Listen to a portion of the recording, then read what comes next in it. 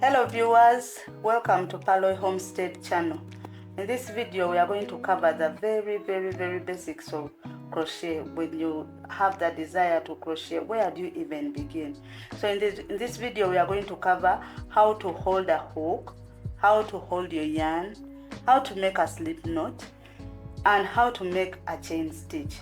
So beginning with how to hold a hook, there are very many ways, very many different ways of holding a hook. And crochet being an art, every person has their personal way in which they hold a hook, which is comfortable to them. And even you, as you go along, you're going to learn to find which way is comfortable for you. Some people hold the hook like that, other people hold it like that.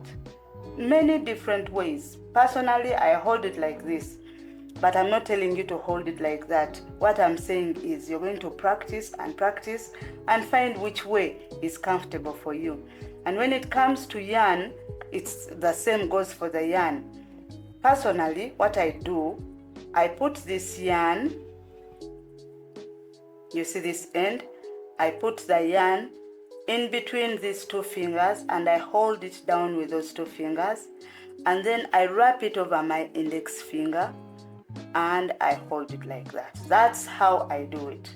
One more time, I put the yarn in between those two fingers and I hold it, I wrap it over, and then I hold it with these two. These two fingers help me to hold the yarn and the crochet project that I'm making, if I am doing, such that it is stable, you see. But people wrap the yarn around. There are others that wrap it around like that, and then like that, and then they crochet.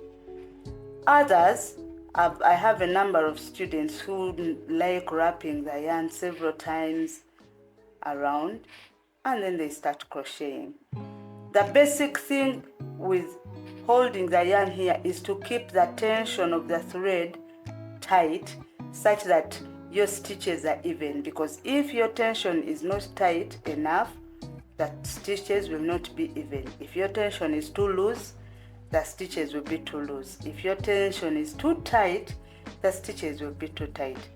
So that is it about holding a hook and yarn. You're going to try different ways until you come up with a way that is comfortable for you. If you still feel like your yarn is being a problem, you cannot regulate your tension very well, I did a video about using a tension regulator, and I'm going to link to it in the description below. You can find the link there. You can put it on your finger and then you can crochet easily without finding any problems. Now, having learned how to hold a hook and yarn, we are going to the next thing, which is how to do the slip knot. So I have my hook and yarn, but before even I hold the yarn and hook, get your yarn, make a circle. You see that circle? Pull this yarn on top and ta-da! That's your slip knot. I'm going to go over it again. Make a circle, put the yarn the other side and put it through that hole, and there you go, you have a slip knot. This is the slip knot that you're going to be starting with. It's the very starting point of crocheting. That's one way of making a slip knot.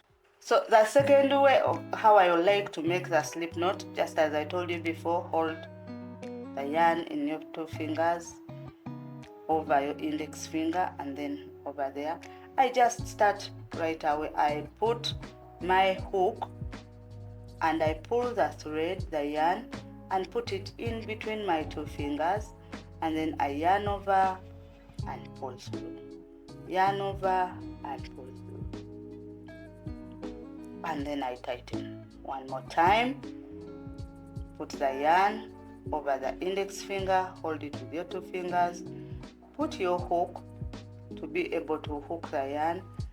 Put it in between these two fingers, yarn over and pull through, yarn over and pull through. And at the end I'll have my slip knot done. So having finished how to make the slip knot, we are going to continue with our chain stitch.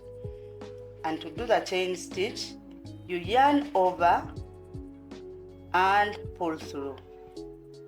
Take note, while you yarn over, you change your hook. So I've had students have trouble pulling out the thread and it has refused.